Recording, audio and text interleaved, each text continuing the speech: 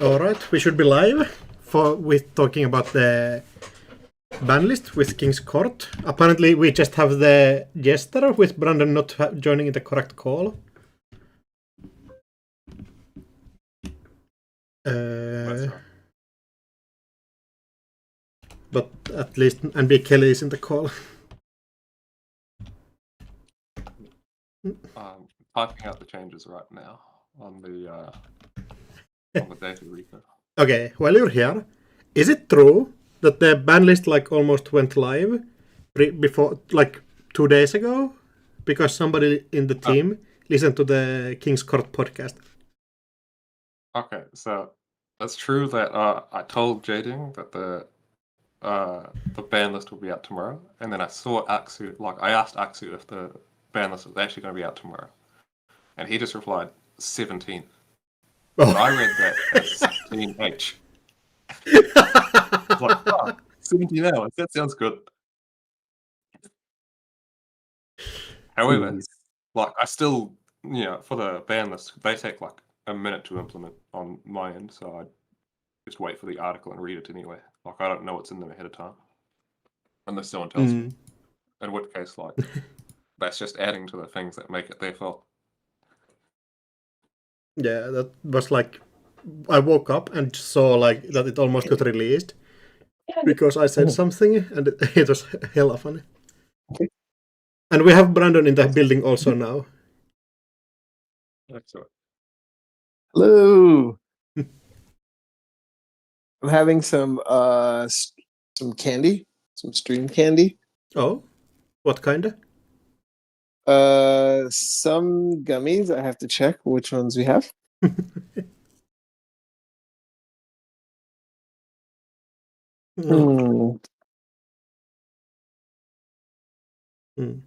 Which ones do I want? Which ones? Are we live? Yeah. Oh, hype. What up, everyone? Come on. Professional stream setup. Is there... Oh, 100%. Is there anyone else coming on? NB Kelly is on already, and I said anybody else can join if they want to. What up, Kelly? Oh yeah, how's it going? How many viewers do we have in the chat? Currently 5. Oh yeah? Who are they? Who's here? At least Diogen and AA. And Game of Droids joined. Oh, nice. Excellent. Okay. What up, live stream? What's the vibe on the ban list? It's over. Tell him, Kelly. What's your vibe? Okay, the Cybersand ban, cool. The Sting ban, cool. The touch-ups ban, not cool. I was so looking for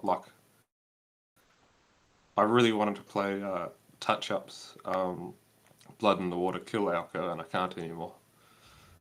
Touch-up Blood in... Okay, that's kind of fun. Yeah. Yeah, so I'm just kind of happy that touch-ups is gone. Because if some people didn't know, I really despise Kill Nebula.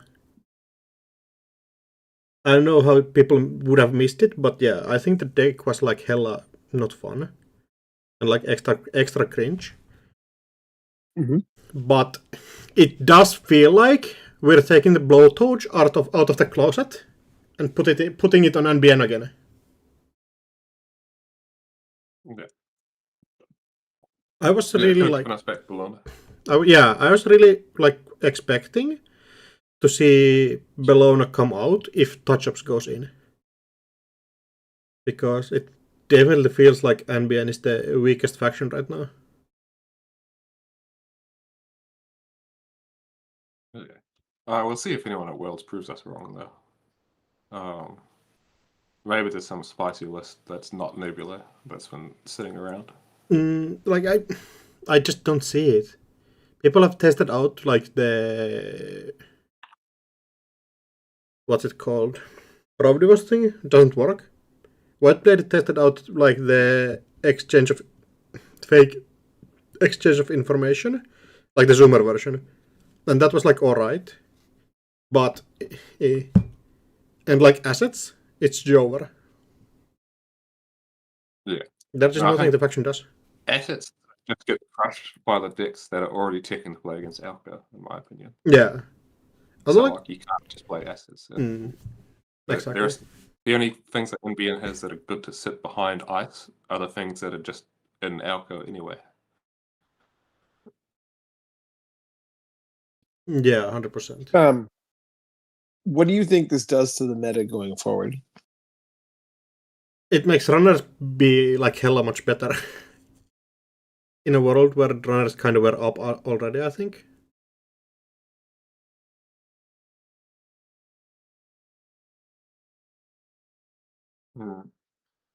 I think it like the Cybersand one like heavily eliminates like the turn 1 penalty against Ob. Like Ob is still good, but it's not guaranteed to have a cracked turn 1 anymore. Yeah, I definitely do feel like the cyber, like if we rank like from the fairest to unfairest bans and unbans, I think the fairest is the harvester ban, because that definitely feels like it shouldn't be a thing where you like have this card that like Ob just tutors one Kostras out and it is 4 to trash. It doesn't feel like it should be a thing. If you look at touch-ups one, I think it means like runners can just put down one piece of tech and be immortal again.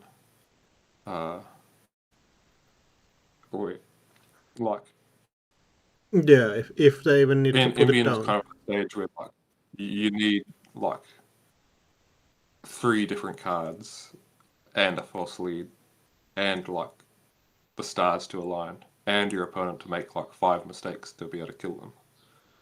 And it's like, okay, well, now you still need to do that, but it's harder. You technically can. What? I just. I mean, like against an opponent with like at least one piece of tech, where it's like, someone plays an Audrey and they've got like 2 copies of Sternship, like they're never gonna die. Yeah, Against 100%. NBN, like NBN's never gonna be able to kill them. Yeah, like unban kill is kind of just dead. Diogen is calling that they rather would have had false lead banned instead of touch-ups. And I do agree. Like, Yeah, I think false lead is also on the like cringe card list. Like, kind of far. Yeah, I agree with that too. Having said that, like I did put in the effort to make it so you can queue false lead at the start of the turn, and I'm glad that's not gone to waste. Yeah.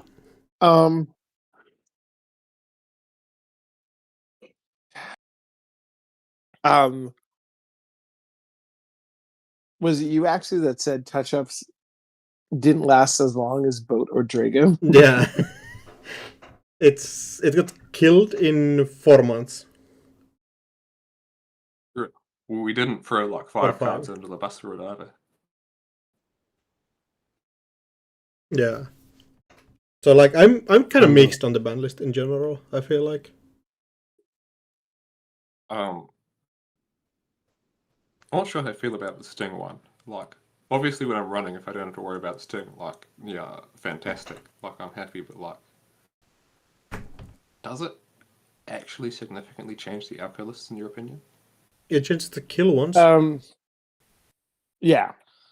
It does change the kill ones, yeah. Because, so basically, Sting was something you can use to poison the archives. It was also something that you were okay scoring to get you alco counters to get you back into the game or push you ahead. Or if they stole, you're in a better position. Now you don't have that. Like, you don't have an agenda that does damage, except for a 3-pointer. Yeah, a 3-pointer that you lose when they steal it already. Right. So that's a huge thing. Like, whoa. Sorry, I don't know if you guys can hear that. I believe we can. My bad.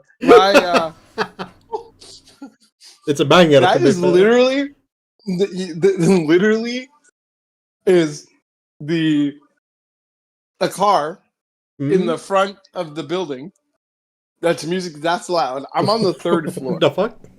That's hella loud. Yeah. Like they're going deaf or something there. Oh yeah, they're cranking it. I'm very sorry. No, it's fine.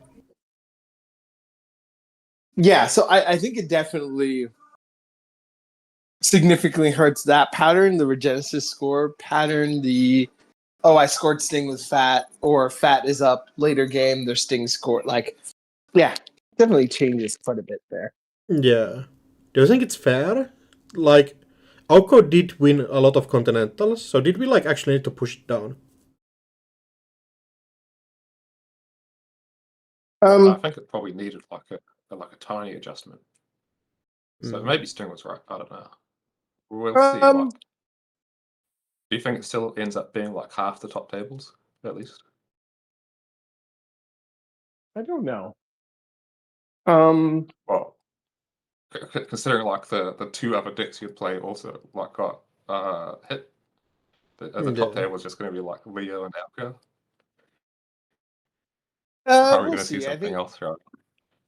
Probably see something else, but I didn't. The only card that I was like, okay, you hit out of Alco, which is like mostly hit for Ob, is I would just the Bladderwort. Otherwise, I would have been fine with no changes. Like Alco's good, Alco's fine. Alco, just learn to play against it, and like no, like I don't even mean that in a mean way. I literally just mean like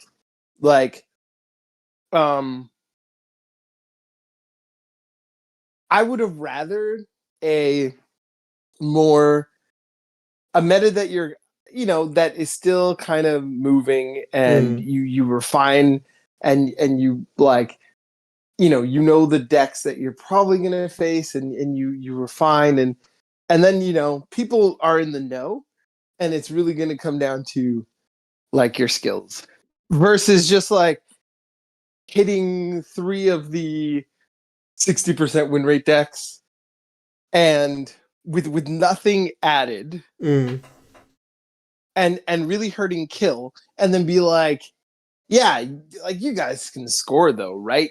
And it's like score with and, what? and it's just like, and it's just like, oh well, also now like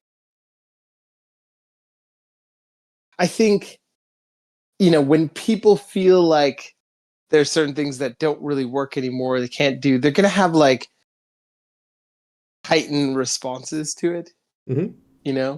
Like find things that are so you're just gonna like go to Worlds. Like I think how do I say this? People would think that I'm more upset at the ban list because of the cards that are banned. Like I don't think this is a good ban list at all, but I think I'm gonna just end up being more upset just because like going to Worlds is just gonna take a lot more of my time to actually find good stuff. Like test and stuff, yeah, because like it's not only about like the decks you already know, but you now have to spend a significant amount of time finding the unknown, because otherwise you can just go to Worlds and just get cheesed because like someone's playing this something that maybe works some of the time, but like would have worked less of the time if you knew about it. Because like if you bring the top decks down but don't add anything, then you're looking at like those lists of things that you practice against on JNet casuals. You'll be good against those. I mean, like testing groups finding the like we'll see what happens, but like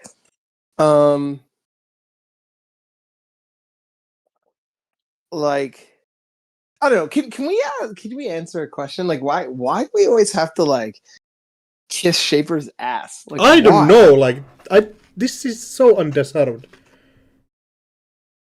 Like it doesn't like. I was talking with Alpi yesterday, and we were like, okay, does Creative Commission like fix your issues? Kinda, yeah. Does like actually fix the issues? No. And like, Shaper is not bad enough that we need to unban like 2 good econ cards. Like Shaper is fine. It's not good as good as the other faction, but it's still fine. And I feel like Shaper is now just going to be the best thing around. And we will repeat last year's worlds. Do you import Creative Commission into any of the other factions? Hell no. It's too influence. Yeah. I could play it in Hosh. I Like honestly more think, mainly Anna, targets. What you Yeah. influence another gamble. No, I 100% get my like clean getaways before this. That is true. Maybe. However, Yeah. Yeah. Okay. Also, it's like kind of a like I do not like the Creative Commission's design. Today I was playing at my meetups. My opponent is playing like Aresana, and it's like the classic turn 1 where it's like draw, install Lilypad, install like SMC just to get a draw, and play Creative Commission and like bounce up in credits without like doing anything. And I was heated. Yeah. Oh, like I knew this was coming from them. I just felt the vibe. Like I played startup at America Contents and like Creative Commission was legal there, and somebody did that, like the Lilypad Creative Commission thing, and I'm like, it just hurts. It's like I'm just like, I don't like. Look, I've known for a while that like how I look at the game and how most people look at the game is very different. So it's not like this is like uber surprising to me. But I just think that like there's certain factors, especially in competitive play, that are not taken into account while these SBT decisions are being made. And that's like particularly frustrating. Yeah. But I much rather would have liked to have a skilled meta. Yes. What was there was touch-ups that okay. Yeah. I was just also thinking about the Sting ban, which does kind of make sense. Would we have preferred to have like no changes at all? If they were going to do this, yeah.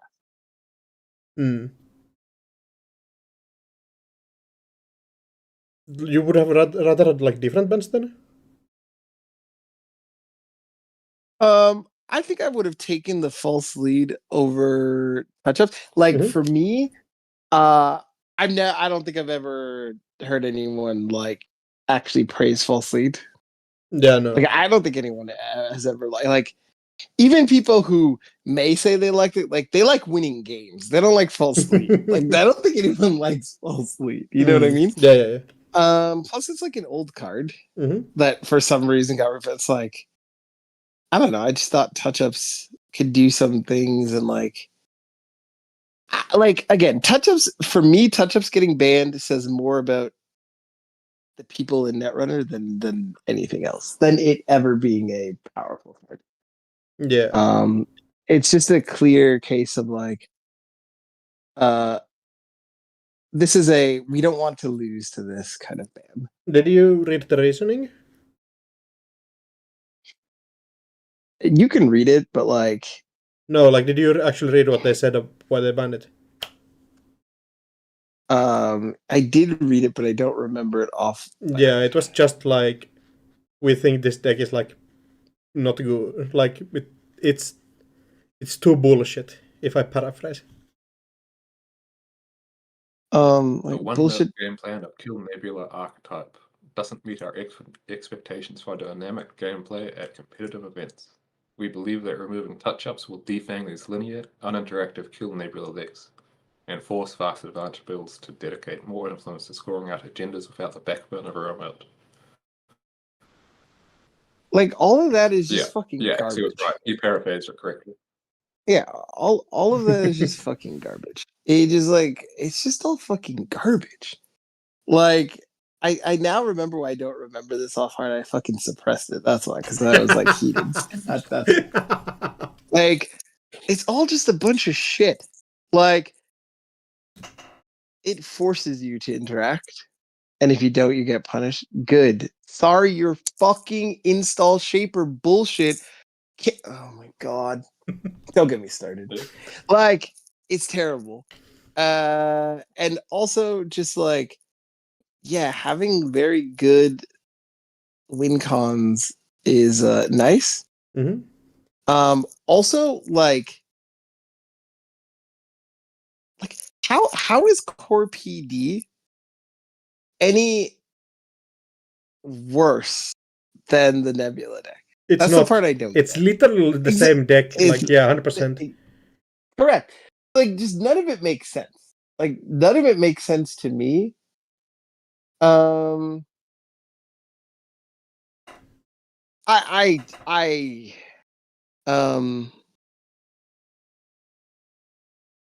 yeah, I don't know. I like, I want to be, I don't want to be too mean. Yeah, But like, I get you. yeah, I don't know. I think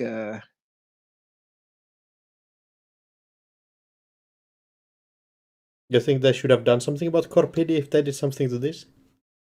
no, I just this is just probably, it's just like, I try to give the SVT benefit of the doubt. I know we have some new people added, so there may be also some like inexperience there, and like, it'll grow in time. I mean, if like 90% of the player base says that Kill Nebula is hella cringe and not fun to play against, does it like doesn't it make sense to ban the thing people actually don't like to play against? You mean false lead? I mean, Okay, false lead wait. also, but yeah. Right, and then I was gonna say, is it Nebula, is it false lead, or is it touch-ups? I mean, it's all of those, I guess, and you have to ban one. And you're not banning like, Nebula. Sure, they did talk about that they thought about banning false lead instead, but they decided if they're banning Sting that they want the format to at least have one good 3-1.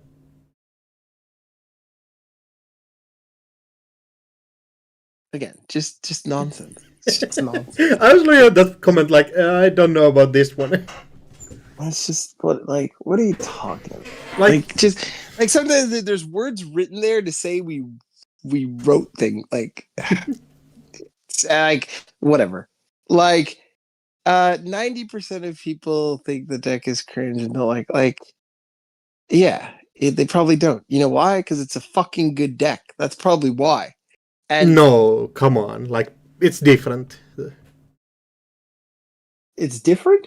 Yeah. It's not a good deck? No, it's a good deck, but the hate for it is different than hate for like other good decks. Like, if PD was tier 1, people wouldn't hate as much as they hate Nebula.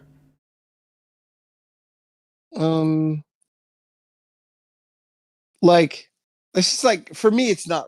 It's like, it's that thing has never been reason enough. Now, if you're part of the board game confederation of Netrunner, then absolutely this reasoning makes sense. But like, that's never fucking made sense to me. It's a good deck. You can play against it. You can fucking learn.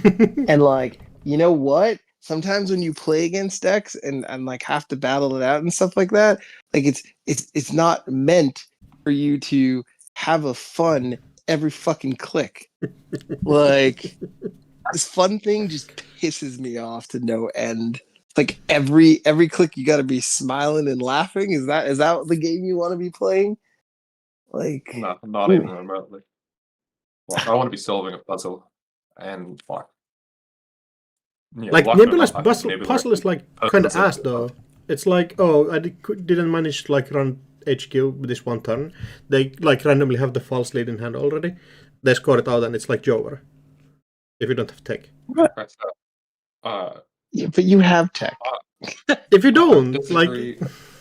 You do. I think Nebula Buzz is like an interesting puzzle, and some of it is like deducing when you don't actually need to run, like from how they've been playing, like how fucked their hand is. no, that's it. Like, it's literally a coin flip if they have something. Down, like No, come you on, either brother. play Cat Cradle or you play Buzzsaw and Leech, and their ice is blank. Like you play a Cat's Cradle, and they play like, but they pay like 10 additional credits just to res their ice. Like Brandon can tell you that has ruined him multiple times. Yeah. Like No Buzzsaw shot, come and the on. Leech, like they can't play the game. 100%. Like, No. listen. I don't Like, want to. There's so many little things you can do that just ruin the Nebula lists. No. Yeah. I don't want to be like just absolutely ignorant. Like, I get that there's feel bad playing against Nebula. Yeah. But like, there's fucking feel bads playing against anything that's good. It's not good because it makes you feel good. I'll tell you that right now. No, but like, it's different still. It's like playing as Nebula is not fun, even if it's like good. Playing as Nebula is not fun even if it's bad. Like, I had fun playing against Nebula yesterday. As Nebula, 100%. not against it. No. Against Either, Nebula. No or. shot. Yeah, like it's not possible. like. No, like yeah, I put honestly, Buzzsaw down, I put Game Dragon down, and their ice was blank, and my opponent sucked. Yo, that's not fun. The Nebula hate is just fucking zoomerism. I'm or the board game confession. Nah, remoteless fast advance is so ass. It never should be a thing. I'm 100% down this line. Like, I'm committing. Remoteless fast advance, toxic, not fun. Get rid of it. I mean, I've played against Titan, and this is like Titan also can go die in a hole. This is not even like close to that. Like, no. This is like King's Court official opinion is remoteless fast advance sucks ass. Here's what I'll say about Titan. Like, I don't like Titan, but I loved playing against Fiorite on Titan because that felt like a massive puzzle to crack, and like I was willing to lose to that in like 3 minutes and play him again like 5 times in a row every day for months, and like lose 95% of my games, and I was happy doing that. Like my calculation is that the amount of blinds that he crammed into that list was insane. Like yeah, but there it is the mind flayer for a reason. Just using the Atlas to like find 1 of 5 different kill pieces, having every single tech card crammed in there, like somehow still fast advancing in a convincing way. That was like peak. That was great. Yeah, these things are just. Wait, am I still here? Yeah. Oh. Okay. Yeah, like, look, I think on the touch-up thing, majority rules in that case, but they're Kelly, they're just not built like us anymore. So it is what it is. Yeah, they're not built to like decks where the opponent literally does nothing. I don't know. I do a lot of things. No. And I've seen a lot of people do sick things in Nebula, but like, you have to play against sick Nebula players, and then you'll see like it's pretty good. Yeah, they like I install False Lead, I install a Beholder right next to it. Time to guess, asshole. Peak gameplay. I mean, look, if you can play Stone Chip Chart Room on the other side, yeah, I get to do some I'm stuff. down to fucking ban Stone Chip Chart Room so I don't have to deal with this shit. Like, I am down 100%. Get rid of a no free lunch for free as well. You can take it. Okay, I want people to know that like the reason Axu hates Nebula for real, like the whole realness of the situation, is that he's just a reg hosh player. Hey. He like that. That's all he knows how to like. Let's be fucking real, okay? So like, yes, I could see where Nebula is annoying for you, and anything outside of the reg host sphere is like I get it. I got it. I played HQ as like, well. How well did that go? The fuck you mean? Not well. Exactly what I said. How well did that go? Badly. Right. Stick to your guns, broski. There was no real problem with Nebula. There's butthurt feelings, but there's no real problem with Nebula. Oh, who's in? Hello. Hello. You want to introduce Bubbles? yourself? It is indeed. Hello, Cobra Bubbles here, coming to correct some horrendous. Yes, please shine your wisdom on us. Okay, tell one wrong take that has happened during the stream. Okay, I'll give you. You've had one each about Nebula. Well, Kelly, you're fine. The other two have had one each. Kelly's perfect. Actually, this nonsense about remoteless first advance being nothing is like you're just barking up the wrong tree. Man. No, it doesn't matter. The first advance is not the thing that makes the deck good. First advance Nebula is terrible. You just run HQ a bunch and they lose. And this was always true of first advance. It depends how good their HQ protection is versus HQ pressure. Right? It's fine. It's a fine game plan to have in the game, and it's not the problem right now. The problem is the Kill Nebula deck. The problem is the Kill Nebula deck, which is bullshit. The deck is like. So here's my perspective on the Nebula deck. I played some games against the deck. I thought, wow, I died and couldn't do much about that. I should learn how this deck works. I played some games with the deck. I continue to play games with the deck. I played quite a lot with the deck, and what I learned was it's a slot machine. Like, Soccer is entirely right about this deck. The only thing that matters is when the runner accesses agendas, and that's it. You can't do shit as the Nebula player to improve your chances of winning. You just take some lines based on the cards you draw. It doesn't really matter. And then at some point, you'll score false leads, and the runner will have a turn to win the game. And if they access the agendas to win the game, they win the game. And if they don't, you win the game by default with false lead. Just telling him. It's so pointless and boring on both sides. Exactly. It's like, yeah. So, like, I think you should ban false lead. Go ahead. Go ahead. Do you remember seeing Bing play at the APAC Continental? Yeah, that deck was dog shit. Yeah, and yet he still swept the floor with everyone by simply playing well. It was APAC, nobody cares. Luring people to touch them. Just I'm joking. Like letting the agenda sit there for like 5 turns before scoring them out. Yeah, so getting away with all that shit.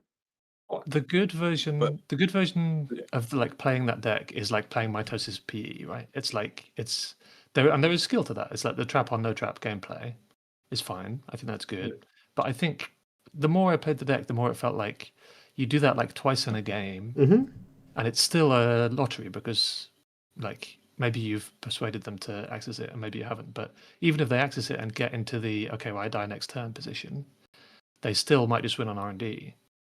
Or they might not, and it's just a like coin toss.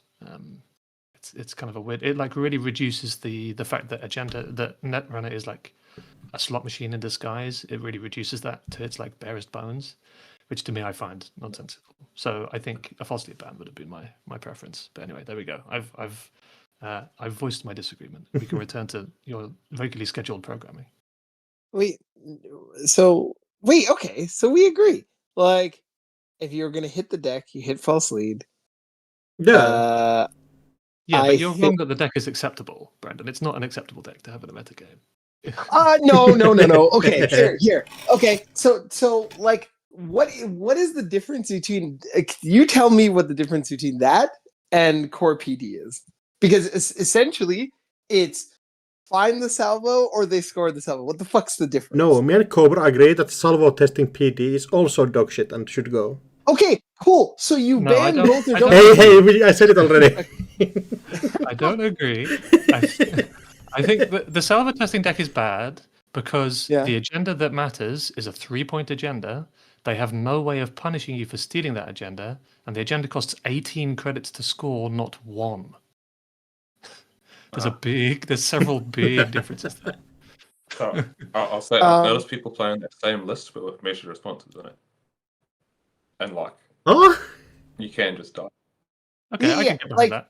This is what I'm saying is like this is the first version that you've seen of the PD deck. Yeah. Trust me, it can evolve. Number one, and two, You've essentially seen like the fast advanced Nebula of the PD deck without any correct. massive like meta focused iteration on it. Right. And so wait till you do get punished. Then what? What are you gonna say? I don't like fine. If it's not acceptable, then hit everything that's not acceptable. Yes. But like don't write that chicken scratch as your explanation because I'm not buying it. Look, we've had it proved extensively that this deck, like the best version of the Nebula deck, was pretty well established. It was the version with some number of beholds in it, all the operations that you expect, not very many ice, and the solved agenda suite. Like the deck was basically solved. You could play some different traps and stuff in it. And we'd had that around for long enough, and the Banlist team looked at that deck and were like, this deck isn't changing, it is putting up numbers, it is miserable, and everybody agrees that it's miserable. We ban this deck, right? Reasonable. If the Salva PD deck evolves into that at some point, fair enough. But like you say, we're at the start of that evolution, so it's fine. Nebula had months to evolve into what it was, and after a while, it stopped changing and became just a miserable pile. So fine. If Seb K wants to kill me at Worlds with salvo testing and measured response, then more power to him. I'm fine with that. I'll be excited about it. I was excited about the Nebula for a while, but at some point, it becomes apparent what these decks are and are not.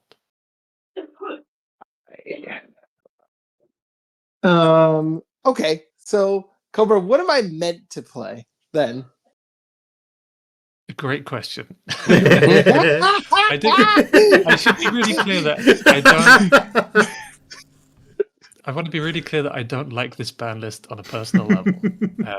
On a professional level, as always, it was a pleasure working with the Standard Banlist team on the article. I always enjoy reading what they have to say and working with them to produce the article. That was good fun. They like won me around a little bit to some of the decisions, which when I originally saw the list, I thought were very whack. I do think the creative unban is very strange. It just feels to me wink, wink. But this is partly because Not Yeti and I were two of the only people who were playing Shaper and saying it was good for the past like 2 months, and it is really good. I think like we've been joking amongst ourselves that Shaper has been the best runner faction this whole meta. It's just nobody's playing it, and I still think there's like a good argument to be made for that. You have the best breakers, you have a ton of money, you have the best tech, and now we have also an even easier money card, so that you don't even have to play the engine deck if you don't want to. You can do it in Anakam, Lat, or Arizona. Like the faction is really good. I think Shaper always is like underrepresented in tournaments because it's the most complicated faction to play. And especially when the corp decks that exist are decks that ask a lot of you, like AU and Ob do, for example. People naturally gravitate towards runner decks that are easier to play. I think that's fine. I think that's normal. I think Shaper was underrepresented mostly for that reason, and I don't think it needed the buff. That said, I've played a lot of Lat in my time. I will happily play creative commissions and win with them. But yeah, that in combination with the corp bans does leave a big question mark about what you're supposed to play. So like core damage PD and we roll the dice. Yeah, like this is what I'm saying is like for all the speak about Nebula being miserable and like I understand the Cybersand ban and then Sting affecting the whole lines of Regenesis, like things like that. Like so we rather not have what we had before and the known evil and have just the unknown of everyone just scrambling to figure out what to play because that's what it is. Like I do like that. I mean, I have mixed feelings about this that I'm discovering live on stream. I do disagree with you about the question of like mixing things up with the ban list. I think that's good personally. I like it when they like.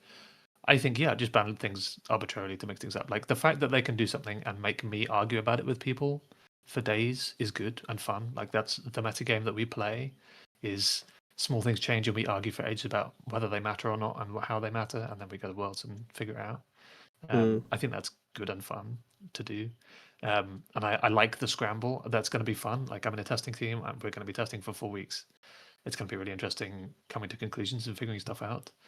I just think I'm in the school of players who broadly prefers a corp favored meta to a runner favored meta, and I think we're entering a runner favored meta. So that's why I don't. Yeah. Okay. With this on bans that we get to like with bans that make sense, except the sting ban maybe is like questionable, but like banning Cybersand does make sense. Banning not false, either false lead or the other card does make sense. But I was looking at the cards that are on the ban list currently. Like, can this just come out?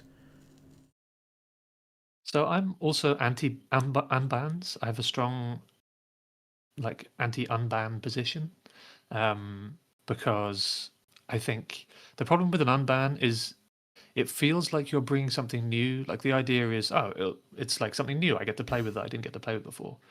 The problem is, an unbanned card is not a new card because we've all played with it before and realized all the ways in which it is busted. So as soon as you unban, for example, Bologna, we all know exactly what kinds of decks that goes in, what we do with it, and like how to break it. I'd love to play game net. So say again, sorry. I mean, at this point, like, I'd love to play game net. Sure, play game net, my friend. You can go ahead and do that still without Bologna. You won't win, but that's okay. Yeah, I don't know. I think unbans are generally bad, and I think that's also the case with, like, I think the Luminal unban and the Lamb unban are like the two only unbans really that I've ever thought were good. And when they randomly banned PE for a Worlds for no reason and then unbanned it again, yeah, that was fine too. but like, those were the two that I was like, oh yeah, I wasn't expecting this, but I can see why it makes sense. Okay, you want 419 to be still banned when it came back, like Farchal 3, like. Yeah, you could have kept 419 banned. I No, don't know what that huh? card added to the game. It was boring. 419 is like, What do you think That's about such an ass take. Like, come on. the VLC unban and then reban? Which which one? one? Sorry, VLC, violet level clearance. final level of clearance Unbanned and then unbanned. rebanned. Oh Yes. wow, that's why. That was when I was not playing, I guess. Yeah. Or it might have been on the restricted list. I don't know. But No, it's good unbanned. yeah, it might have come off the restricted list instead. Because it used to be that you couldn't play it in. Yeah, PG banned, because restricted, it was banned, restricted. legal.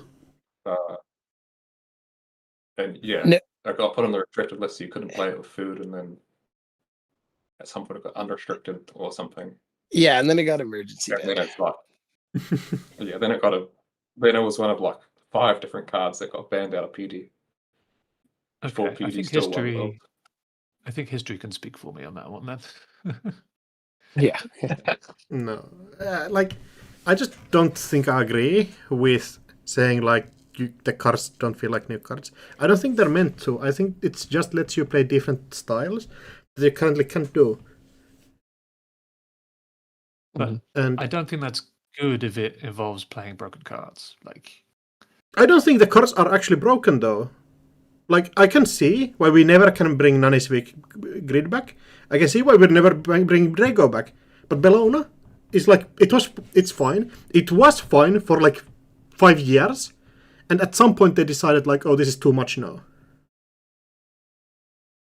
it was like And consistently the best deck in almost every meta. Yeah. Was Bologna Plus for like from basically since Bologna was printed. It was up there. It was like in the top 3, if not the best deck, was some form of Bologna NBN. For when I got back into the game from when Gateway came out, right through to when they banned Bologna, that was true. Like it, the deck is the card is a powerhouse that lets whole decks run by themselves because it's not as busted as Vacheron, which, by the way, one of you is a pro Vacheron. I can't remember which one. Both. I keep hearing you talking about on the podcast. Definitely not me. Not both. Crazy take. Stop that. Crazy Not take. both. You were with me for the unban. Stop. Not both. I Not both. strictly lost a game as runner, like a competitive game, with 13 agenda points in my score area, and I never want to do that again. That is Yeah, such and- a fucking miserable experience. Bologna is like halfway, 60% of the way to Vacheron, and that's far too much of the way to the Vacheron. To like, I understand defensive 5-3s. I think the defensive 5-3s you want are like SDS. Like SDS is in exactly the right place. I Icarus is pretty I good. think SDS is like way more or less fun than what like Bellona is. Only if you build your runner deck badly. Oh, sorry, I want to play criminal. My bad. And you play 2 breakers like all the good criminal players are doing now. No, I don't wanna. Well, sucks to be you, my friend. Okay, I can agree, like Bellona fine. But Cyberdeck Sandbox literally got banned because people didn't want to see only neutral agendas anymore. Yeah. It's a design It also philosophy like question. pushed every single virus deck out of the meta. Yeah, Like you just could not play virus. I mean, That's people like not. That's like not true. yeah. Unbind Max. Well, Drive- okay, Hiveman Max existed. Every single virus deck that it wasn't Hiveman Max. People And I still don't mean played like criminal Omakua deck and shit, that right? has nothing to do with it. That's not a virus deck. That's a criminal deck that just happens to run a virus. No, people still played Omakua and something else. Yeah, as I said, that's a criminal deck that just happens to run a virus in it. I think it's Armor Killer and reasonable. Free Leech is what you're thinking for. I think it's reasonable to say we have a neutral card available that like has the potential, is like very good on rate, is likely to be widely played, and has the potential to invalidate whole strategies. I think that's just sound design philosophy to say let's not run that card. Like, how do you feel about Matryoshka? Not great. Yeah. I think Matryoshka is fine. I want Otter Breakers to be better, so we don't have to play Matryoshka. But like other than that, yeah.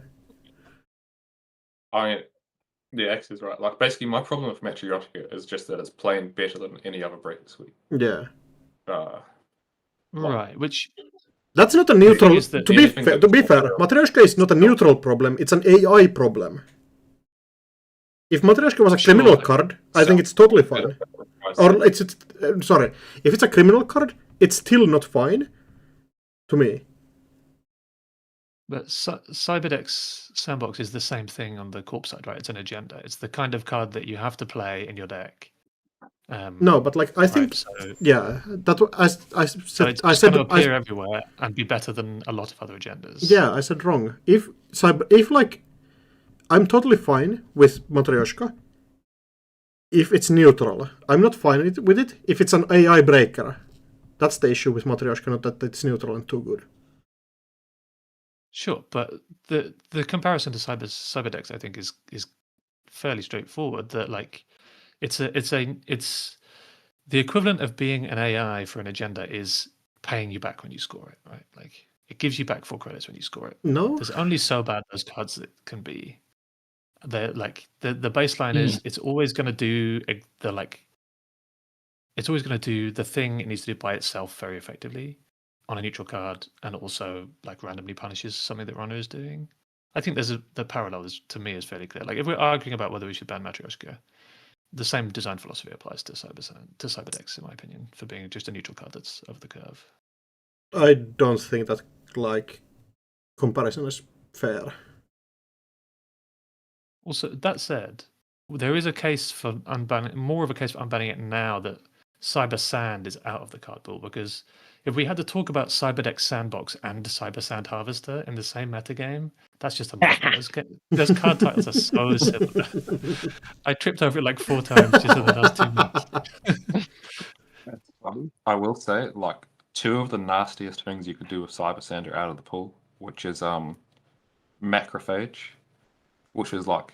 You mean Cyberdecks? Macrophage and Sandbox is quite, like, just something that's quite brutal to deal with. And, like, even just that being at the inside of the server means you're forced into playing the trace game. Like, if you you're pay like 12 credits to break it with Orchestra, but, yeah, that's not happening.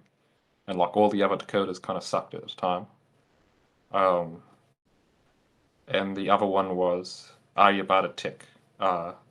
So you can't, like, I scored a Sandbox. And, like, you made a run. And And now this ice that you can't interact with is just going to be an 8 credit swing. Like, good luck. Yeah, those two dogshit cards were not Cyberdeck's problems. Those were like general problems. Like Arebata deck is like fucked up even without this shit. Two of the more cursed things, like interactions are out of the meta. And those are not around anymore. And we definitely haven't printed an ice that would interact very favorably with Cyberdecks in recent sets, have we? So, if you think Flywater turns good because you have like Cyberdecks in the metagame, like, no. I think if I'm Ob, I get to score my 4-2 that pays me money. Mm-hmm. And then next time I pop my virus, I can make 8 credits. Have you read what Cyberdecks does? It purges when you score it and gives you 4 credits. Yeah, first time per turn when you purge. First time per turn? Yeah. Wow, I haven't read what Cyberdecks Exactly! does. People who hate Cyberdecks don't even know what it does. Damn, you really are a defender. You read the text of the band card. Crazy. What a move. To be fair, even when people were playing Cyberdecks, I'd see them do that. And they'd be like, why did I gain 4 credits? Why did I only gain 8 credits this turn? I don't understand. Okay, fine. I stand corrected. But I don't think, like, it doesn't do anything interesting to unban that card. Like, it doesn't make people play scoring decks. Good. No, it doesn't. It doesn't make PD good. Like, it doesn't make PD good, but like, it makes some other scoring decks good. It like makes Rush Ob good. Rush Ob is like has really good agendas already. Yeah, but it can get better ones. Like, they're not playing Offworld, so they're not going to be playing Cybersand. Cyberdecks. I mean, no, the Rush ones are not Offworld, but yeah, I don't know. I mean, Augustus did play Offworld, but like that's like exactly. Thanks, King. No, if we had Cyberdecks, I think we'd play it. That card, like in all 100% we played, but like, 100%. It would be hella sick and fun and cool.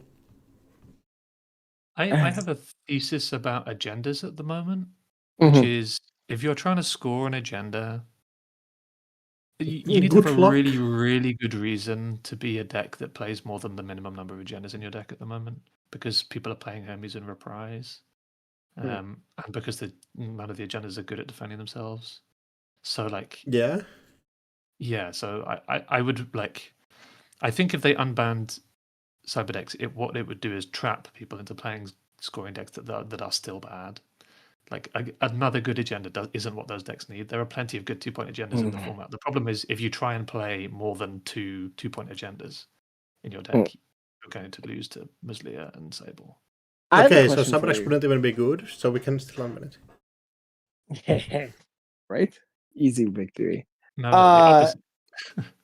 Getting around silk. You go, Brandon, you go.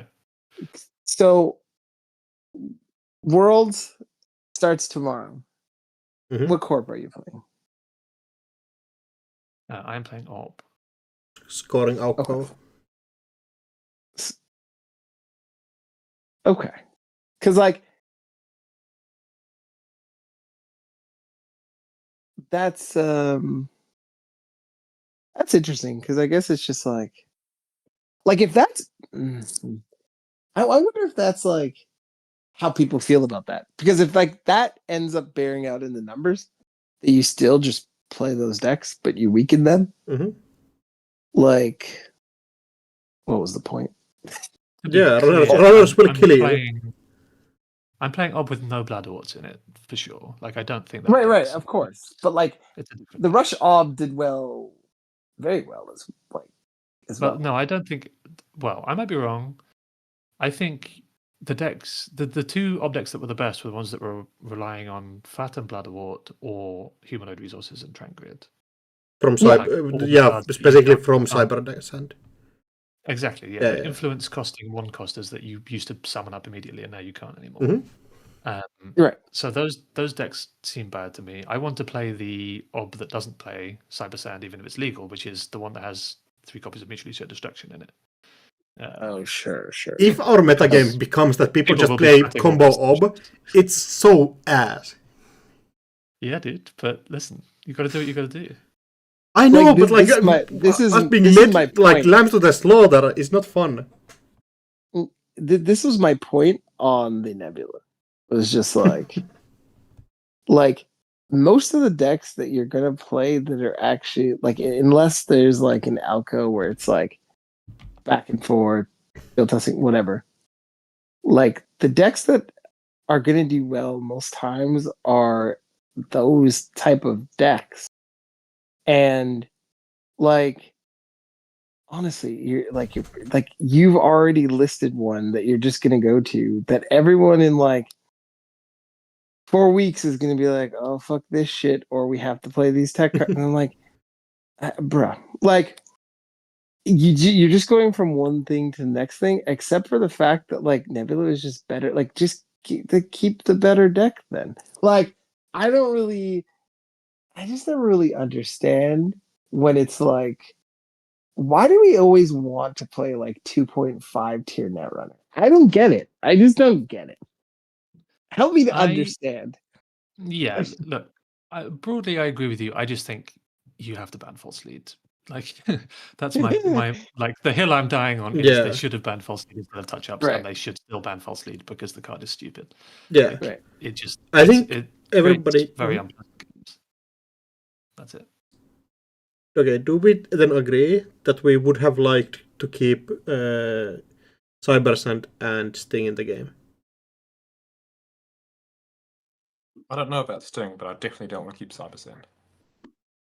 I would like personally, Cybersand ticks boxes for me because I love kickflips.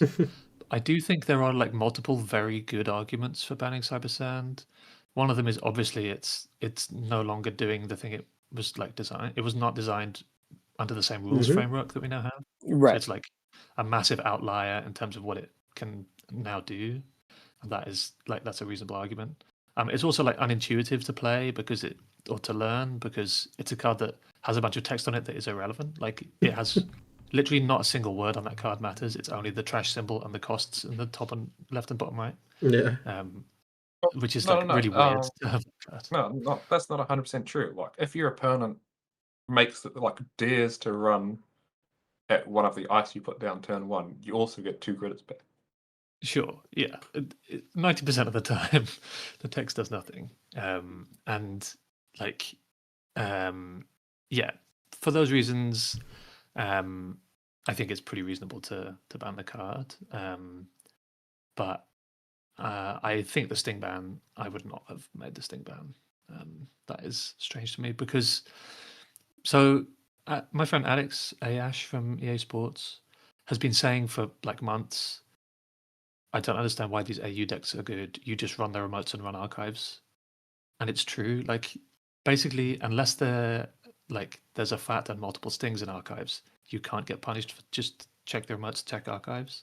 Like the only way that AU can beat you if you do that is by assembling dangerous enough ice on their remotes fast enough that you can't effectively do that, and they get to get away with a regenesis or something, or by punishing you with a blow, right, as a follow-up.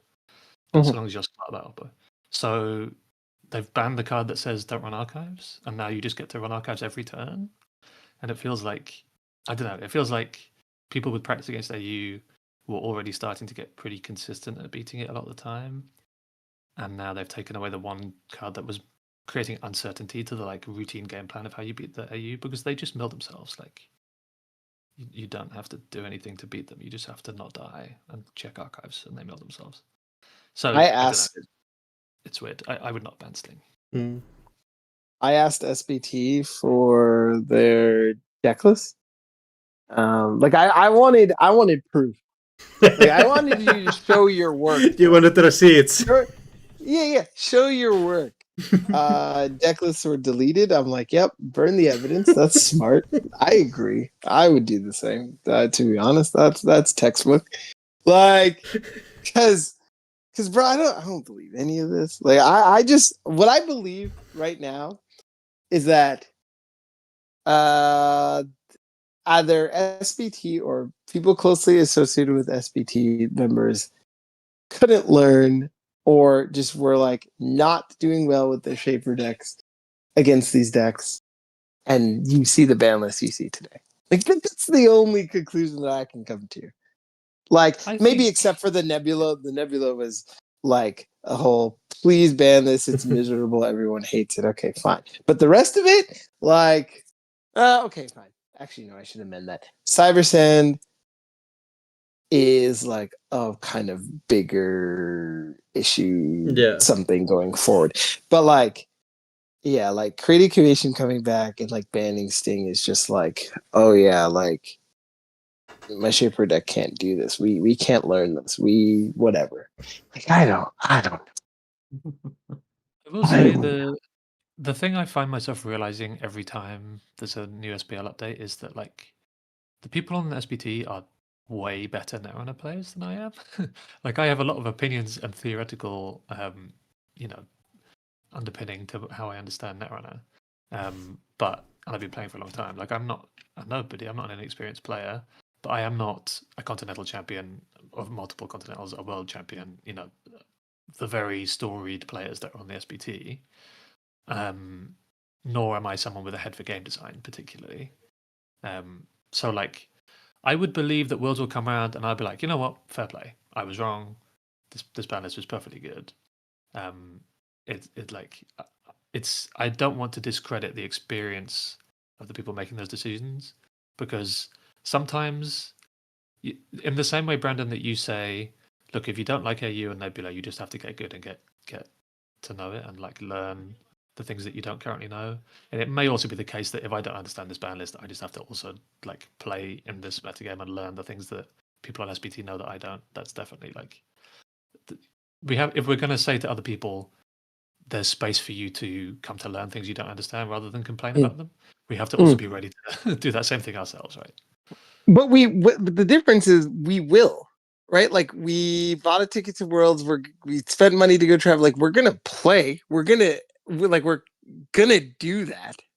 The whys are just not clear to me, right? And I think it's fair to have a problem with that, right? Because ultimately, I'm a competitor at the end of the day. Like tonight, I'm gonna test my ass off, right? That's not in question, right? But like, I just don't get why, and I don't get like. I feel like every time in Netrunner we're at when we're at a stable point, or a point that's like, ooh, this is cool. This is very skill testing, and there's skill checks and things like that. That we're just like, no, wipe it all away, bro. Start over again. I don't get it. That part, those whys are not clear to me. But I guess like maybe a lot of people just like that, and I think a lot of people as well are just like, yeah, I'll find this deck that I have fun with and or whatever, and that's what I'm going to show up to Worlds. They're not like 90% of the people aren't grinding like me to find the best deck, but it's really annoying when this shit happens and you're like, oh fuck, here's another 160 hours dedicated to this game because for the reasons that again are not clear to me. That's an interesting position. I'll say one more thing, and then we have a new guest, and I'll make way for them. But my position when these kind of things happen is always like whatever my personal opinions about a ban list are, and this is one I feel more strongly about than I have felt about many in the past. Generally speaking, it doesn't take me very long to like put that aside and be like, okay, but now I get to do the really fun thing of like trying to solve a metagame again. And that's really cool and sick. And I'm very happy to spend however many hundreds of hours on playing that game. I think that's really fun. So I disagree with you there, Brandon. I'm like surprised to hear that. I think, again, maybe it's because my aims often with the team are to like try and figure out what's good, help my teammates to do well, and not necessarily focus on my own performance as much. But like the question of how do we solve this strange new metagame is from tomorrow when I've stopped having arguments about what was the right thing to ban or not, will be like it's all upside for me. Like I'm just going to have a good time trying to figure it out, and that's going to be fun. I'll just add quickly. I think where we're different is that I think we disagree on that. I think like you're solving a meta, but you're not really doing that. You're going into a new meta, and you have 4 weeks to show up with the Gotham. That's what you're really doing. This isn't like Mega City into Continentals where things evolve, and you're actually going to at the end probably be like, okay, these are the best. Like this is where it's solved. and these are the skillful matchups, and these are the lines you need to take. No, that's not what's happening here, and that's why that's why it's frustrating, because you have to be the ones to find the thing. Now, that can be exciting. Don't get me wrong, but you're definitely not solving the meta. Who's our You're new talking guest? to one of the architects of Infinite Credits Woo and EA Asmari, like two of the most stupid gotcha decks of all time. I'm very happy to be doing that personally. You have to let Peter Edge That's talk fair. at some point. That's Like, fair. Yeah, I just wanted to I'll get leave the you truth out. I just wanted to get the truth out. I think the words in the meeting mattered. You're not solving the meta. You are finding the gotcha. That's fair. All right, I'll leave you lot to it. Cheers. Okay. Cheers. Who's in? Peter Edge. Do you have some talking points? Oh. Ooh. Hello. Hello. I'm glad to be back with the gang. Oh. You know you're live. Okay. Right? Yeah, I know I'm live. Okay. Oh, okay. I was checking on the stream. Okay, good. You were? Okay. Yeah, don't worry. I'm not going to say anything to it. Just mildly, maybe. I don't know. My opinions about this ban list aren't that wild, other than freeing Creative Commission is so funny to me, because my take has already been, everybody's playing all of these asset decks, like damage asset decks. Why aren't people bringing Shaper when it's good against them? Shoutouts to Kikai's and the Surveyor for sending up some good analysis on that already. Already showing that, hey, Shaper actually is pretty good into damage assets. It is pretty good into Ob. It is all right into Oko. People just aren't playing it. I think partly because the economy of Shaper right now feels weird to play. Like, you don't just get to play a bunch of run events. You're sort of on this knick-knack thing, and I don't think everybody likes the knick-knack pull stuff, and so they aren't playing it. But like, Shaper's good. It's super resilient into damage. It can play Azimuth into these asset decks, which means you have the one good piece of like anti-asset econ that's out there right now, aside from being like Lou. And then you're just getting Creative Commission back, like one of the best econ events that we have. That is shocking to me. Like, I already feel like Shaper is kind of underplayed into the options available, into the problems that we're being faced with, because there aren't a ton of people on like conventional Rush, the kind of thing that Shaper would suffer with. Instead, it's assets for these Glacier decks, and Shaper should be pretty good into both of those. And now you also have Creative Commission. That kind of shocked me. Like, I feel like Shaper stock should be way up after this. You just get some really good cards to put in a deck that should already be pretty good. That's my take. 100%. No, I don't know. Maybe I'm yeah. saying things that y'all already said because I'm hopping in a little late. But that's the No, thing no. that really jumped out. No, that's like the perfect explanation. Correct.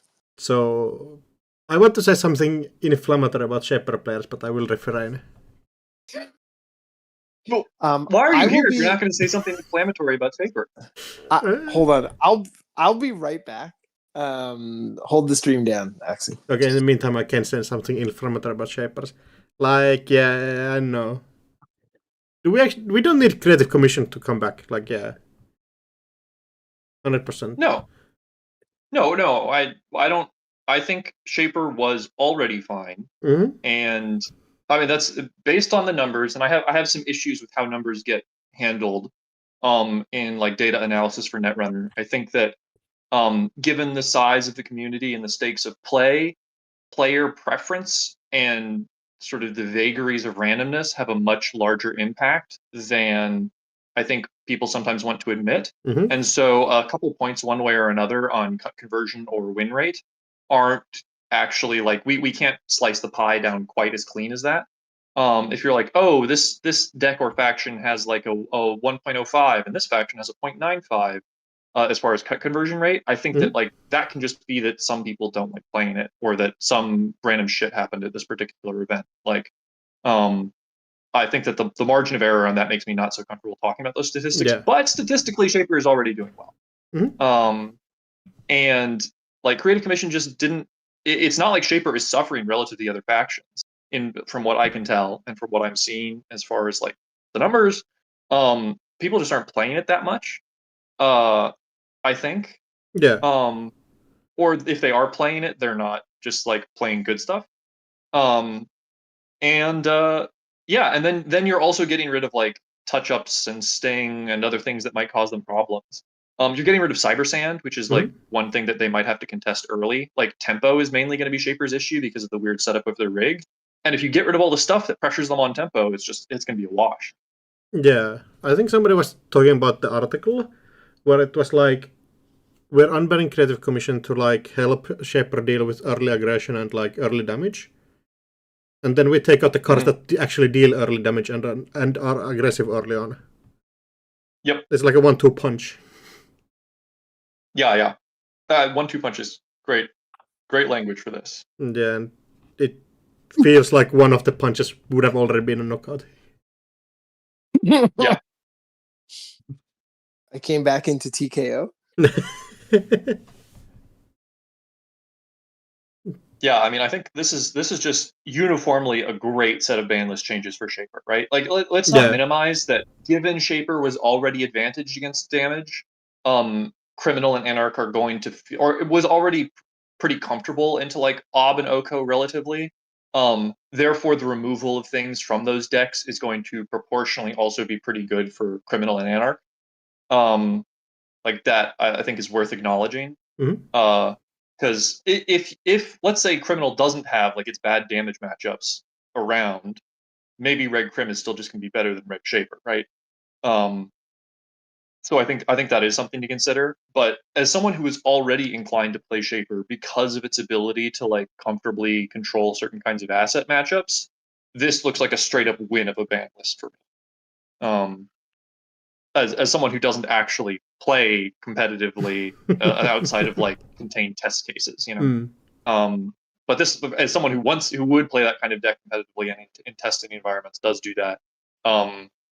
You get Creative Commission back, which is the smoothest card in the world to play. Yeah, 100%. Man. Peter Edge showing up, explaining exactly what everybody is thinking, like with perfect language. Oh, Thank you. Like, Peter H is so golden. Like, he turns my like 1 hour like crazy rants into like actual English, and then like has put it on paper and made it sound like glorious. And I'm like, holy smokes, Peter! Thank God. All right. Thank you.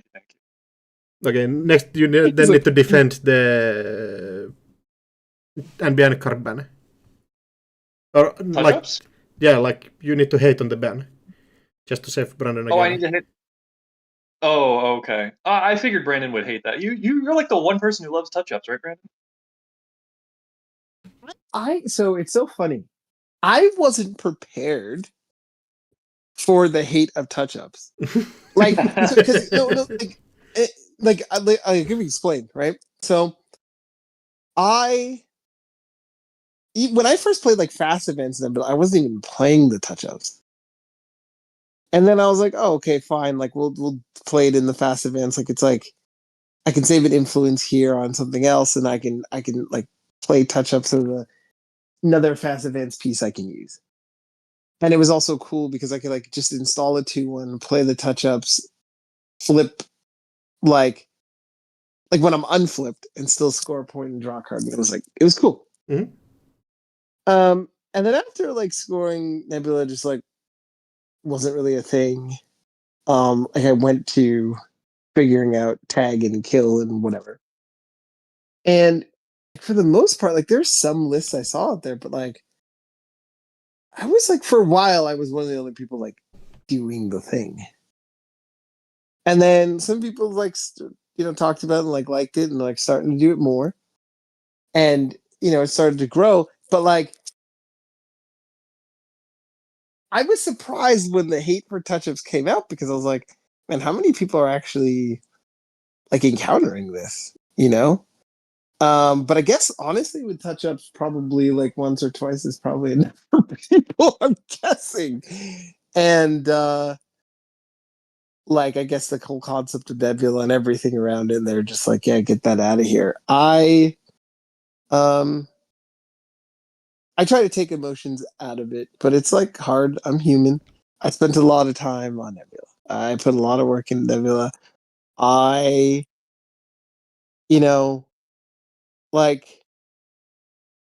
Sokka talks about like playing competitively. He's like, man, you really know when you made it when you got a card banned.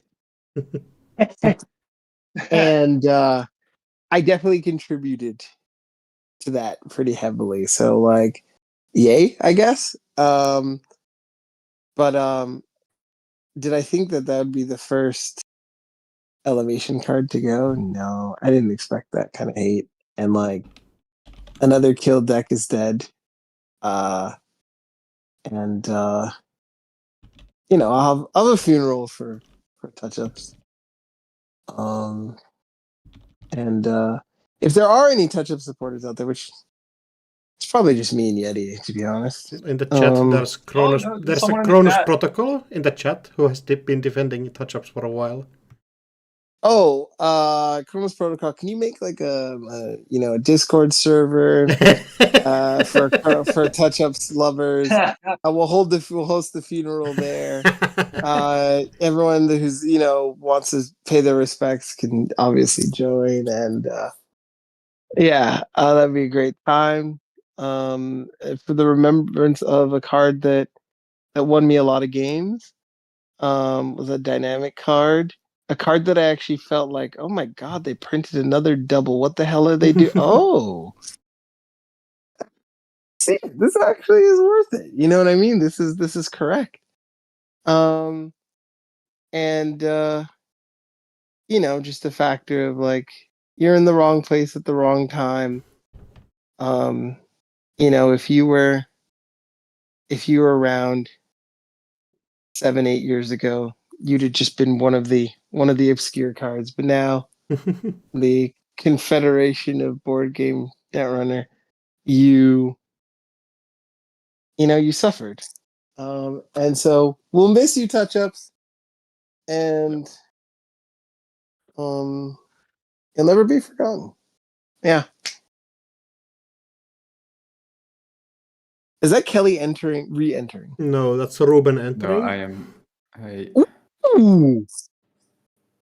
Yeah, Ruben yesterday streamed on his channel, like me and Alpi and Ruben predicting the ban list, and we missed hella bad.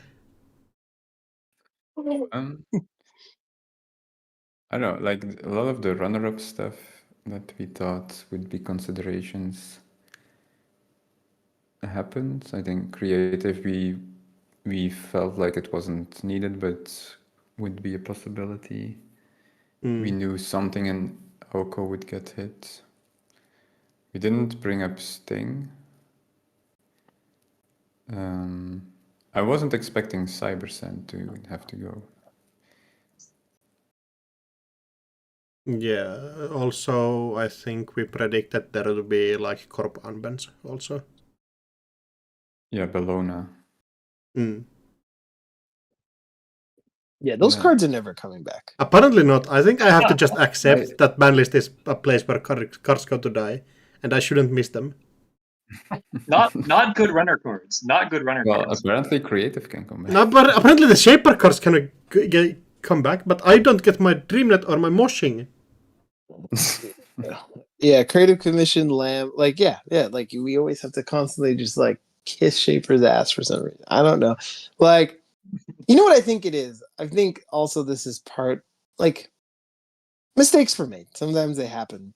And, we'll see if this is wrong or right. I part of doing a stream podcast is like, just put it out there. And if you're wrong, you eat shit and you move on. If you're right, then I can be like, I told all of you. Okay. But so how would the mistake manifest? Like people not enjoying the meta, or what would that mean? What I mean by a mistake is that like I think sometimes we mistake representation for a deck or representation for a deck being worse than it actually is. And really I think Peter and Cobra Bubbles like put it where it's like Shaper is like harder to play. Less people play it. I don't think it's bad.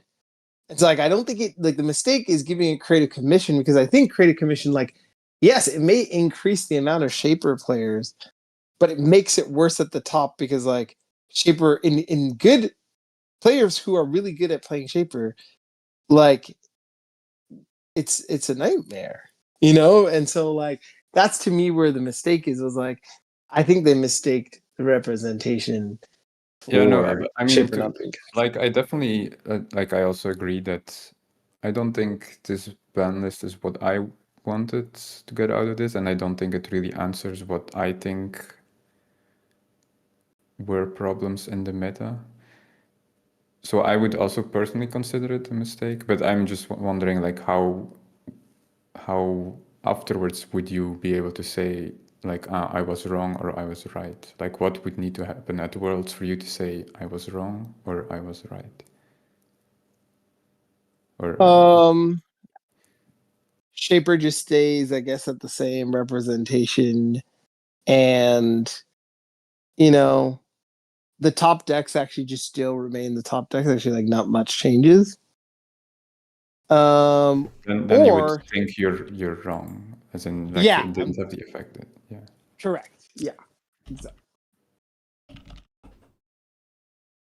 But like Creative Commission being bad, like everyone's gonna try Shaper, and if they have success with it, then like you're gonna see a lot of Shaper, which like yeah, it's a lot. It's just a lot. Like there's just a lot of work that has to be done. Mm-hmm. What surprises me a lot is that we're like tuning down basically the two best corps, well, even the three best corps. Like we just completely killed Nebula, and then somehow runner stays the same, and we also get a Shaper card. Like I don't know, this doesn't feel balanced. Like we had we came from a runner meta. We banned some runner cards. We were, in my opinion, a good meta where things were balanced, and then suddenly we have to reverse this for some reason. That's the part I don't understand. It's like I don't understand what's this trying to accomplish. Yeah, though I'm glad. I think you're the first person to come in here and be like, the whys don't make sense to me either. Thank you, because they don't. As someone who plays consent, like I don't get it. I don't really get it. So to me, the way that like if I were to be like afterwards in hindsight, be like, okay, what would make me feel like I was right, for example, is if we are again in a meta where people just realize, oh, runner is just dominating the corpse. And if that is the case, then I have the feeling that this ban list wasn't doing what it was supposed to be doing. If that's not the case, then I would admit that I'm wrong. But yeah. Mm. I mean, I think if the games are rewarding to play and fun to play, and they are fun to watch, then it's successful. Like that's the ultimate metric. That's like what we're hoping for, and I don't know. Well, I will have to see. Is kind of my take. Well, I personally don't mind touch-ups going. I didn't mind it being there because I love playing lat and always have 6 cards in hand against Nebula anyway. So like, who cares? But I know that it was a really annoying card for a lot of reasons. Mm. I don't know. Like I have the feeling like the more initially I had the feeling that I couldn't do that much against Nebula, and then as I adapted my decks a bit more and I learned to play against it, I was like, at a certain point I was like, okay, each time I lose against Nebula, it's because I made a mistake and no other reason. So to me, that felt like, okay, that's to me the point where I don't think a corp needs to be changed anymore. I do understand that. I guess it's more like a philosophical change where they just don't like no remote, fast advance kill decks, kind of. But I think they so said it's not really like power level wise. But yeah, that's like 3 watchwords all in one deck. So I get why people are on edge about it. You're like, this is no remote, fast advance kill. Like, it's. I think it also is a philosophical question with respect to Nebula of if people do not like a deck, and a lot of people don't like it, how bad do you need? How bad should it be then? Like, how unplayable does it need to be if people also don't like it? And this is, I don't mean to draw this comparison to say, oh, this is one like the other, but there's a similar sort of question with Grinder.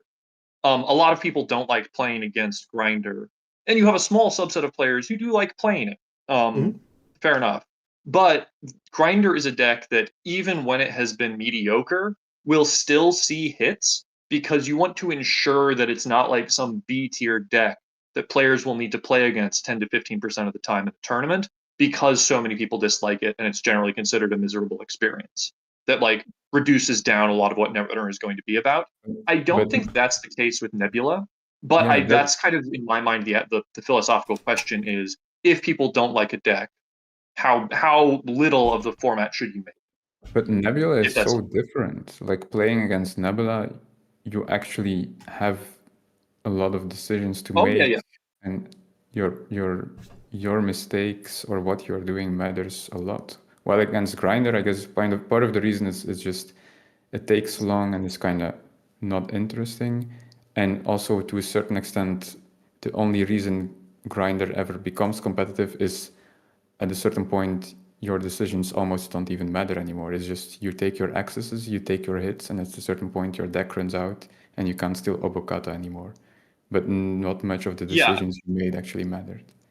No, exactly. I'm not saying that they are the same kind of deck. There are obviously a lot of differences. I'm just alluding to the sort of high-level question of, if a lot of people don't like this deck, even if the play experiences are very different, what does that mean for how much you nerf it and how much you ban out its cards? That's all. I know that like they're very different in a whole lot of ways. Nebula doesn't like aim to completely reduce the game down to just like a bunch of random basic actions, where Grinder does. Like, one of them is proactively kill, the other isn't really. There's a lot of differences, and I knew, bringing up that analogy, that would be like a thing that we might grab onto.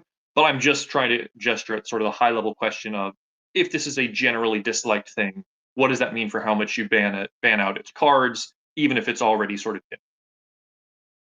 Well, I think the sort of the philosophical idea behind we don't want certain types of corps makes sense to me. I just don't think Nebula fits that part for me, because to me, like, I don't know if this is a hot take or not, but to me it's like anytime anything competitive is widely played, people will start hating it, no matter what the deck is.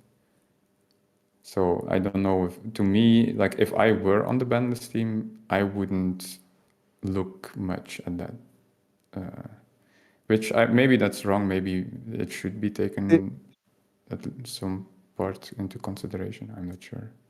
Yeah, the issue I think that runs into is like, it's something that I, had to come to terms with, and it's like hard. As a competitive player, you're just like, I don't know, like 5% of the people who play Netrunner. So it's just like there's a lot of people who hate Nebula. Like, this is what I was saying earlier. I was like so surprised. Like, everywhere I turned, I was like, oh, like, yeah, like, fuck Nebula. Like, all these things, like, fall asleep, like, everything. Like, and, like, I think, like, the only people who would, like, I had to be like, okay, like, EA Sports, like, what do you think? And they're like, yeah, we like this. We're going to test whatever. Like, because, like, pretty much them, and then later on you, like, are, like, the only people who'd actually, like, play the deck. Like, with me, or, like, want to play against it, or, like, anything like that. You know what I mean? Like, there was just, it was, like, top to bottom. And so, like, I'm not surprised in terms of, like, what is kind of, like, hearing it, like, even in Montreal, like, being in person, just, like, certain things, like, yeah, it's really disliked, I guess, by a lot of people. And I think Jai says this a lot, where it's like, if a lot of people are not gonna like a lot, you know, and they don't want to play against, they're just gonna like stop playing.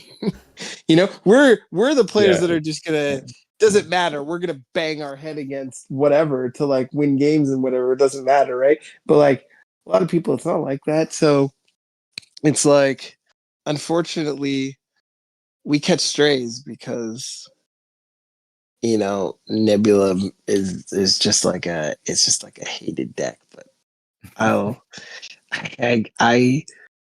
agree with you. I think Nebula was interesting, and just all the time we tinkered with it. Like I had so many, tried so many things, different types, to get it where, and still I still feel like it was unfinished, because like there was still so much glass cannon to the deck. Yeah, definitely. Right. It felt like once you settled on the list, like if people played, the more people played against it, they started to figure out what exactly to do, and you need to kind of come up with a new twist on how to tweak it further. Right.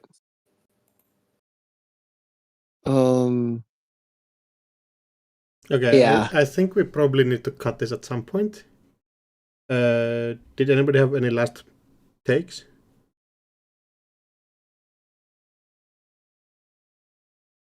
Apparently not. Nope, none from me. I thought I read about Creative Commission. So, and Sting and Cybersand, it's like, yeah, whatever, sure.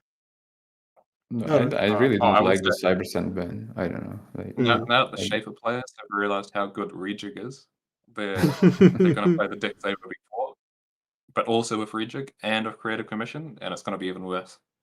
No. Yeah. I guess on the Cybersand thing, I think it's just like a bigger issue of just like, yeah, because the rules changed.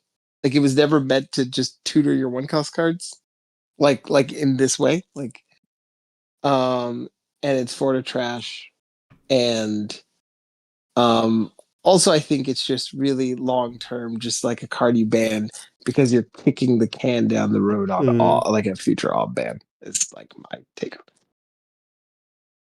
it. I don't know. Like to me, I don't see the arguments, but I also just liked playing op, so maybe I'm just biased. You know? Yeah, the Coverable had the same thing. Yeah, I think Cybersand is one of those where, because of the rules change, it leads to this card doing a bunch of weird stuff that you dev probably. I mean, this isn't exactly why they said they banned Cybersand, but I think this would be a legit justification. This is our early warning flag for suddenly we have to be very careful about every single one cost card we print because of how Cybersand interacts with them and how difficult it is then to like stop the corp from getting arbitrary one costers from their deck at like a specific paidability window, which is not a functionality that dev or design probably meant to be in the game, or really wants to then have to build around for the next however many years that Cybersand and Ob are going to be around. And yeah, it means that Ob is catching a stray right now, kind of, as a result of that.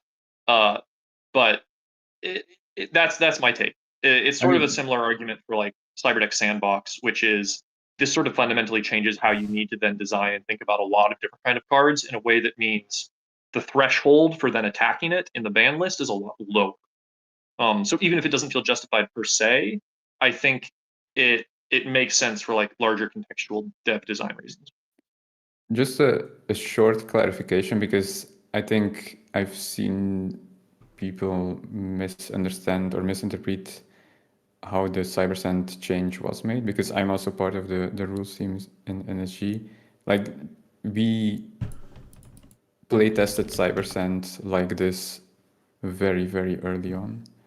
So it's not like because I've seen people. Yeah, I think a lot of people do know, but I think some people also misunderstood somehow that this was like, oh, just a last minute rules change. Cybersand now does this, surprise. But this is not how it went. Like we did actually play test. Like we asked the play testers, like, okay, these are the impacts of no change in game state. Do you see any issues?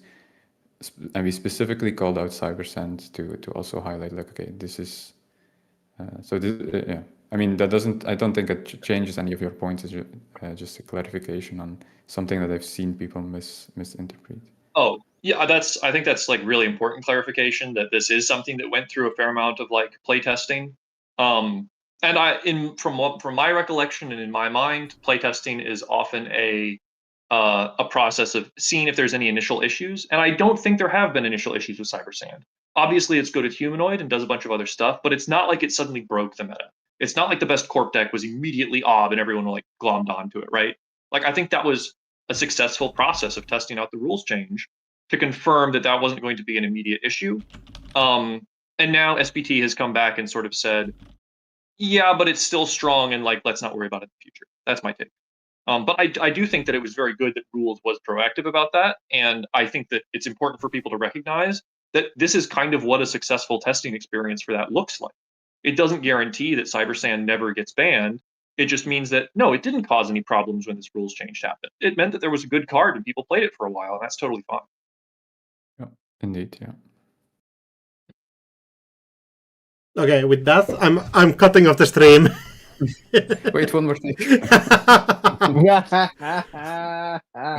No more input. There's going to be the King's Court next Tuesday again, with probably a bit more talk about the ban list. It somehow sneaks in every time. And we have a couple more questions that we got from people, that those will be answered there. And everybody should go check Ruben's channel out. I will try to link it in the description. There won't be a stream next week, but there should be streams coming the week. Yeah, every Tuesday, right? Yes. All right. And with that, I'm cutting the feed. See everybody around. Thank you. Bye. And